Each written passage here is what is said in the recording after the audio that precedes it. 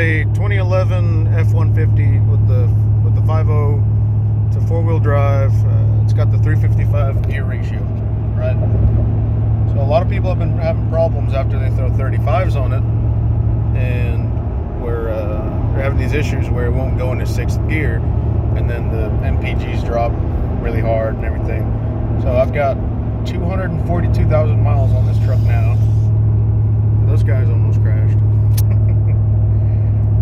So I'm still getting 15 and a half, 16 to the gallon on 35s with a 6-inch lift.